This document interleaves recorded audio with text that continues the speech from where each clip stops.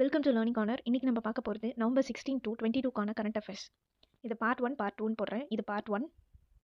First current affair, 7th national security adviser level meeting of கொழும்புவோட security conclave சிஎஸ்சின்னு சொல்லுவாங்க. இது நியூ டெல்லியில் நடந்துச்சு. இதில் முக்கியமான விஷயம் என்னென்னா, இதை ஹோஸ்ட் பண்ணது இந்தியா.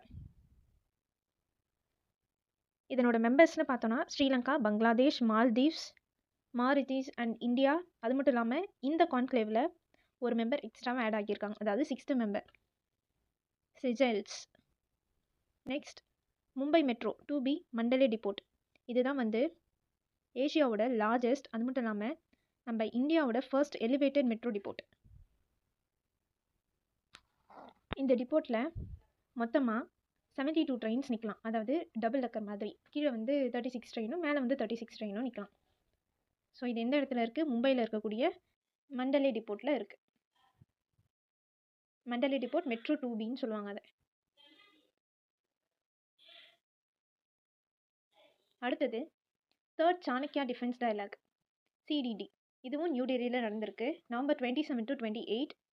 இதை ஹோஸ்ட் பண்ணது இந்தியன் ஆர்மி. இது மினிஸ்ட்ரி ஆஃப் டிஃபென்ஸ் அவங்க தான் கண்டக்ட் பண்ணியிருக்காங்க. அவங்களோடு சேர்ந்து தான் இதை இந்தியன் ஆர்மி கண்டக்ட் பண்ணியிருக்காங்க. இதனோட theme reform to transform, Sashakt, Surakshit ஆர் விக்ஷித் பாரத், அதாவது ஸ்ட்ராங், செக்யூர், டெவலப்ட் இந்தியா. இதுதான் இதனோட English meaning. So reform to transform. 3rd Chanakya defence dialogue எங்கே நடந்துச்சு? நியூ டெல்லியில் நடந்துச்சு. நெக்ஸ்ட், CII பார்ட்னர்ஷிப் சம்மட் 2025க்கானது. இது 30th எடிஷன், நவம்பர் 14 to 15 விசாகப்பட்டினமில் நடந்துச்சு. CIIனா கான்ஃபெடரேஷன் ஆஃப் இந்தியன் இண்டஸ்ட்ரி. இது முதல்ல 1895 ஸ்டார்ட் பண்ணாங்க, அதாவது தமிழில் இந்திய தொழில்துறை கூட்டமைப்புன்னு சொல்லுவாங்க. இந்த தடவை நடக்கிறது 30th எடிஷன். இதை இன்னாகிரேட் பண்ணி வச்சவர் நம்ம வைஸ் பிரசிடென்ட் CP ராதாகிருஷ்ணன். இதை கண்டக்ட் பண்ணுறவங்க யாருன்னா, நம்ம இந்தியன் இண்டஸ்ட்ரியோட கான்ஃபெடரேஷனும், கவர்மெண்ட் ஆஃப் இந்தியாவும், ஆந்திர பிரதேஷோட கவர்மெண்ட்டும். இதனோட மெயின் தீம் என்னென்னா, technology, trust and trade, navigating the new geo economic order. So இந்த CII பார்ட்னர்ஷிப் எங்கே நடந்துச்சுன்னா, ஆந்திர பிரதேஷ், வைஷாக்ல நடந்துச்சு, 30th எடிஷன். அடுத்தது, வேர்ல்டோட 6th largest patent filler. Patent ஃபில்லர்னா இந்த பேட்டன்ட்னா இந்த காப்புரிமைன்னு சொல்லுவாங்கல்ல, ஒரு விஷயத்தை பண்ணிட்டு இதுக்கான உரிமை என்கிட்ட தான் இருக்குது அப்படின்ட்டு. அதில் நம்ம வேர்ல்டுலேயே இந்தியா 6th பொசிஷனில் இருக்கிறாங்க. கிட்டத்தட்ட 64,000 காப்புரிமைகள் ஃபைல் பண்ணியிருக்காங்க. இதில் 55% மேலேயே நம்ம ரெசிடென்ட், அதாவது இந்தியாவில் வாழக்கூடிய இன்னோவேட்டர்ஸ் அவங்க கேட்டிருக்கிறது. இதை பற்றின டீட்டெயில்ஸை யார் சொன்னார்னா டாக்டர் ஜிதேந்திர சிங். இதை annual tech fest Innotex 2025 Ghaziabad யூனிவர்சிட்டியில் நடந்துச்சு. அங்கே இதை அனௌன்ஸ் பண்ணியிருப்பார். ஸோ வேர்ல்டுலேயே India 6th largest patent filling nation இந்த வேர்ல்டு. இதை ஞாபகம் வச்சுக்கோங்க. அது மட்டும் இல்லாமல் குளோபல் இன்னோவேஷன் இண்டெக்ஸில் நம்ம 81st ரேங்க்லேருந்து 38th ரேங்க் வந்துட்டோம். குளோபல் இன்னோவேஷன் இண்டெக்ஸு ரேங்க் 81ல் இருந்து 38க்கு வந்துட்டோம். ஸோ எவ்வளோ க்ரோத்துன்னு பார்த்துக்கோங்க. இந்த இன்னோவேஷன் என்னது? புதுசாக கண்டுபிடிக்கிறது. அதனால தான் அதுக்கான பேட்டன் ரைட்டும் நம்ம இந்தியன் பீப்புள் நிறைய பேர் வாங்கிட்டு இருக்காங்க அப்படின்றது இது குறிக்குது. அடுத்தது யுனிசெஃப். யுனிசெஃப்னா என்னது? United nation children's emergency fund. இதுதான் யுனிசெஃப். இந்த யுனிசெஃபோட India celebrity advocate for child rights இந்த பொசிஷனுக்கு ஒருத்தவங்களை நியமிச்சிருக்காங்க. அது கீர்த்தி சுரேஷ், ஆக்டர் கீர்த்தி சுரேஷ். ஸோ இந்த யுனிசெஃப் பற்றி பார்க்கணுன்னா, இதை ஸ்டார்ட் பண்ணி வச்ச டே 11 December 1946 அப்போ தான் இதை ஸ்டார்ட் பண்ணி வச்சாங்க. இதனோட ஹெட் குவார்ட்டர் நியூயார்க், யூஎஸில் இருக்குது. அடுத்தது, ஏஷியாவோட ஏஷியன் சீட் காங்கிரஸ் 2025க்கானது. சிவராஜ் சிங் சௌஹான் நம்ம யூனியன் மினிஸ்டர் இனாகிரேட் பண்ணி வச்சிருக்கிறார். எந்த இடத்துல? மும்பையில். ஆசிய விதை மாநாடுன்னு சொல்லுவாங்க. இது 17 to 21 நவம்பர் வரைக்கும் நடக்குது. இந்த வருஷத்துக்கான தீம் என்னன்னு பார்த்தோன்னா, sowing seeds of prosperity through quality seeds. Next, cyber fraud கால்ஸ்லாம் வரும்ல, எங்களுக்கு இந்த மாதிரி டிஜிட்டலி இப்படி எங்களுக்கு போயிடுச்சு, இந்த மாதிரி ஃபோன் பண்ணிக்கிட்டு காசு எடுத்துறாங்க, இந்த மாதிரியான விஷயங்கள்லாம் ஒருத்தவங்க ரிப்போர்ட் பண்ணி ஒரு ஸ்டேட்டில் கம்ப்ளீட்டாக 100% ரெஸ்பான்ஸ் கொடுத்துருக்குறாங்க. அதுதான் கோவா போலீஸ். இவங்க தான் first state in India to do this. Cyber helpline இவங்க எது மூலயமா காண்டாக்ட் பண்ணியிருந்தாங்கன்னா 1930 1930 இந்த நம்பரை கால் பண்ணி என்னென்ன கம்ப்ளைண்ட்ஸ் கொடுத்தாங்களோ அது எல்லாத்துக்குமே அந்த ஸ்டேட்டில் உள்ள போலீஸ் வந்து ரெஸ்பாண்ட் பண்ணியிருக்காங்க. இதுக்கு முன்னாடி நம்ம நியூஸில் பார்த்தோம், சைபர் கிரைம் யூஎன் கன்வென்ஷன் வியட்நாமில் நடந்துச்சு இல்லையா? இதை பற்றி இன்னொரு டீட்டெயில், இந்த சைபர் கிரைம் பற்றி இன்னொரு நியூஸ் வரும். அடுத்தது யூஎன் கிளைமேட் சமிட் சிஓபி. இந்த சிஓபி வென்யூ வந்து இப்போ நடக்கிறது பிரேசிலில் சிஓபி 30 பெல்லம்ல நடக்குது. 2026க்கான சிஓபி 31 வந்து ஒரு போட்டி இருந்தது. ஆஸ்திரேலியா நடத்துமா இல்லை டர்க்கி நடத்துமான்ட்டு. இப்போது ஃபைனலைஸ் ஆயிடுச்சு, டர்க்கி தான் நடத்த போகுது. அடுத்தது சிஓபி 32 2027க்கான வென்யூவும் சொல்லிட்டாங்க. அது வந்து அடிஸ் அபாபா எத்தியோப்பியாவில் நடக்க போகுது. டர்க்கியில் அண்டாலியாவில் நடக்க போகுது. ஸோ இதெல்லாம் வந்து வென்யூஸ் இம்பார்ட்டன்ட், கொஞ்சம் கொஞ்சம் பார்த்து வச்சுக்கோங்க. அடுத்தது 24th ஏஷியன் ஆர்ச்சரி சாம்பியன்ஷிப். இது வந்து பங்களாதேஷில் இருக்கக்கூடிய டாக்காவில் நடந்துச்சு, நவம்பர் 8 to 14. இதில் இந்தியா வந்து டோட்டலாக 10 மெடல்ஸ் வின் பண்ணியிருக்காங்க. 6 கோல்டு, 3 சில்வர், 1 பிரான்ஸ். இந்த கோல்டில் பார்த்தோன்னா நிறைய டீம் பீப்புள்ஸ் வந்து வின் பண்ணியிருக்காங்க. அது மட்டும் இல்லாமல் இண்டிவிஜுவலாக வின் பண்ணவங்கள இம்பார்ட்டன்ட் வந்து திராஜ் பூமதேவரா, இவர் வந்து மென்ஸ் ரிகர்வ் இண்டிவிஜுவல். அடுத்தது ஜோதி சுரேகா வென்னம், இவங்க விமென்ஸ் காம்பவுண்ட் இண்டிவிஜுவலில் வின் பண்ணியிருக்காங்க.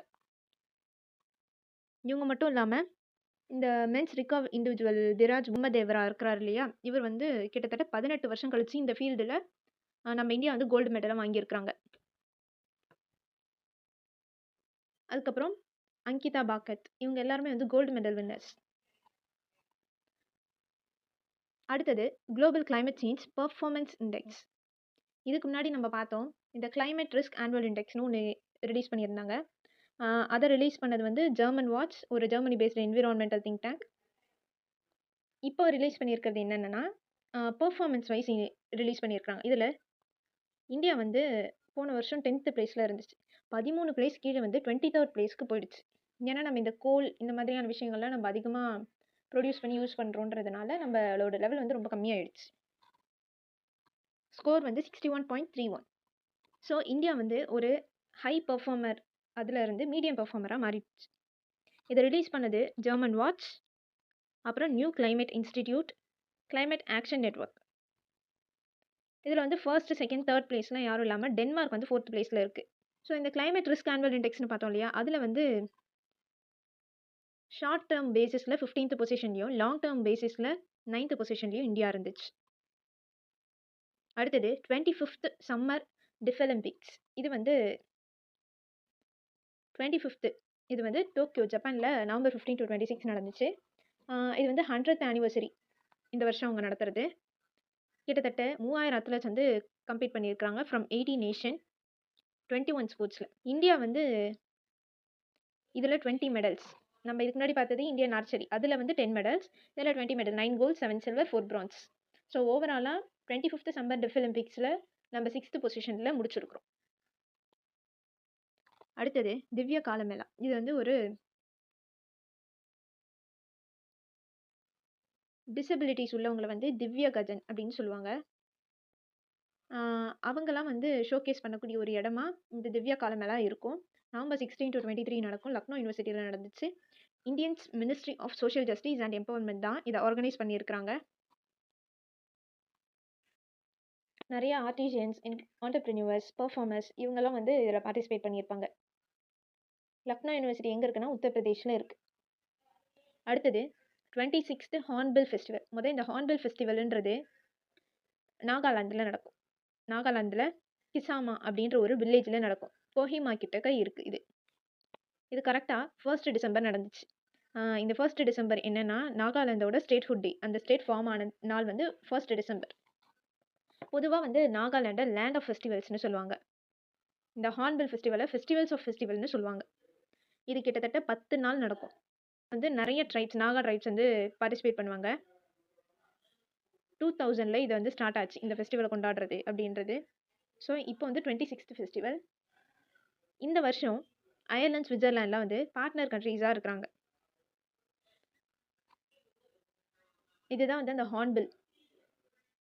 அடுத்தது ரவுலனே ஃபெஸ்டிவல்.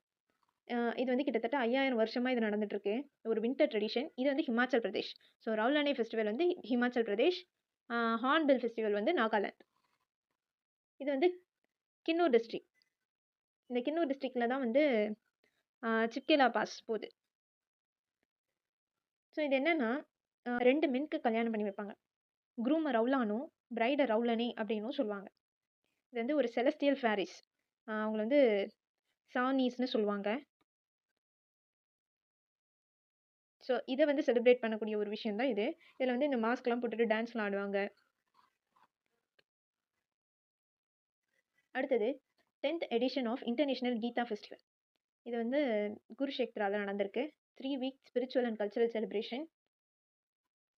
15 நவம்பர்லேருந்து 5 டிசம்பர் வரைக்கும். பார்ட்னர் ஸ்டேட்டுன்னு பார்த்தோம்னா மத்திய பிரதேஷ். குருஷேத்ரா ஹரியானால நடக்குது. பார்ட்னர் ஸ்டேட் வந்து மத்திய பிரதேஷ். பார்ட்னர் கண்ட்ரின்னு பார்த்தோம்னா இங்கிலாந்து. அடுத்தது united nation convention against cyber crime.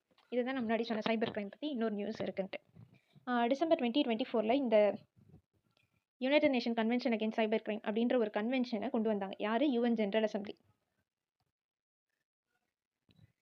ரொம்ப வருஷம் கழிச்சு 24 டிசம்பர் 2024ல தான் வந்து இந்த கன்வென்ஷனை அடாப்ட் பண்ணாங்க. இந்த கன்வென்ஷன் வந்து இப்போ சிக்னேச்சருக்கு ஓப்பன் ஆகியிருக்கு. அதனால தான் இப்போ நியூஸில் இது வருது. 5 அக்டோபர் 2025ல சைனிங் செரிமனி வியட்நாமில் நடந்துச்சு. நான் முன்னாடி சொன்ன மாதிரி இது வந்து 31 டிசம்பர் 2026 வரைக்கும் ஓப்பனில் இருக்கும். இதில் இன்னும் இந்தியா ஒரு மெம்பராக மாறலை. First universally legal binding treaty, அதாவது சைபர் கிரைமுக்கு எகெயின்ஸ்டாக யூனிவர்ஸ்லேயே ஃபர்ஸ்ட் ஒரு லீகலாக பைண்ட் ஆகக்கூடிய ஒரு ட்ரீட்டியை இப்போ தான் வந்து கிரியேட் பண்ணியிருக்காங்க. இதில் இன்னும் இந்தியா சைன் பண்ணல. இது ஏன் இத்தனை நாள் டைம் கொடுத்துருக்காங்க? அக்டோபர் 25லேருந்து 31 டிசம்பர் வரைக்கும்னா 90 டேஸ் டைம் கொடுத்துருக்காங்க. 40 கண்ட்ரிஸ் சைன் பண்ணிட்டாங்கன்னா இது வந்து ஃபோர்ஸ்க்கு வந்துடும். அடுத்தது கொலோனக்ஸ். இது வந்து ஒரு இந்தியாவோட first nitric oxide releasing wound dressing. Diabetic foot அல்சர்ஸ்லாம் வருது இல்லையா? அதில் வந்து இந்தியாவோட first nitric oxide releasing wound dressing. இதை முதல் லான்ச் பண்ணது டிபார்ட்மெண்ட் ஆஃப் அட்டாமிக் எனர்ஜி, அதுதான் டிஏஇ. கூட யார் பண்ணாங்கன்னா கொலோஜெனசிஸ் பிரைவேட் லிமிடெட். இதை டெவலப் பண்ணது யாருன்னா பாபா அட்டாமிக் ரிசர்ச் சென்டர். கொலோனக்ஸ். அடுத்தது QS world university sustainability ranking 2026க்கானது ரிலீஸ் பண்ணியிருக்கிறாங்க. இதில் ஃபர்ஸ்ட் பிளேஸில் இருக்கிறதுன்னு பார்த்தோன்னா லண்ட் யூனிவர்சிட்டி ஸ்வீடனில் இருக்குது. கிட்டத்தட்ட 2024 2025க்கான எல்லா வருஷமும் இவர் தான், இந்த லண்ட் யூனிவர்சிட்டி தான் ஃபர்ஸ்ட் பிளேஸில் இருக்குது. இந்த லண்ட் யூனிவர்சிட்டி தான் ஃபர்ஸ்ட் பிளேஸில் இருக்குது. 2000 யூனிவர்சிட்டிஸ் இந்த லிஸ்ட்டில் இருக்குது, 106 கண்ட்ரீஸில் இருந்து. ஸோ இதுக்கு முன்னாடி இதே QS வேர்ல்ட் யூனிவர்சிட்டி ரேங்கிங் மட்டும் பார்த்தோம். அதில் ஹாங்காங் ஃபர்ஸ்ட் பிளேஸில் இருந்துச்சு. அடுத்தது மேஜர் நான் நேட்டோ அலை. இதை வந்து பொதுவாக இந்த நேட்டோ கண்ட்ரீஸ்னு இல்லாமல் ஒரு சில கண்ட்ரீஸை நீங்கள் நேட்டோ கண்ட்ரியாகவும் இல்லாமலும் இல்லை, ஸோ நடுவில் ஒரு பிளேஸில் வச்சுருப்பாங்க. அந்த மாதிரி இந்த மாதிரி மற்ற கண்ட்ரீஸை வைக்கக்கூடிய ஒரு பவர் யார்கிட்ட இருக்குன்னா யுனைடெட் ஸ்டேட்டோட பிரசிடென்ட் கையில் இருக்குது. ஸோ இப்போது டொனால்ட் ட்ரம்ப் என்ன பண்ணியிருக்கிறாருன்னா சவுதி அரேபியாவை ஒரு மேஜர் நான் நேட்டோ அலி கண்ட்ரியாக மாற்றிருக்கிறாரு. இந்த நேட்டோனா என்னன்னு பார்ப்போம். நார்த் அட்லாண்டிக் ட்ரீட்டி ஆர்கனைசேஷன் சொல்லுவாங்க. இதனோட ஹெட் குவார்ட்டர்ஸ் ப்ரூசல்ஸ் பெல்ஜியமில் இருக்குது. இதை ஃபார்ம் பண்ண டே வந்து 4 ஏப்ரல் 1949. இந்த சவுதி அரேபியான்றது இந்த லிஸ்ட்டில் 20th கண்ட்ரி. தேங்க்யூ. நெக்ஸ்ட் பார்ட்டுக்கு வெயிட் பண்ணுங்கள். இந்த மாதிரி நிறைய கண்டென்ட்ஸ்க்கு மறக்காமல் லேர்னிங் கார்னரை சப்ஸ்கிரைப் பண்ணுங்கள். இந்த வீடியோ பிடிச்சிருந்தா உங்கள் ஃப்ரெண்ட்ஸ்க்கும் ஷேர் பண்ணிவிட்டு ஒரு லைக் பண்ணிட்டு போங்க.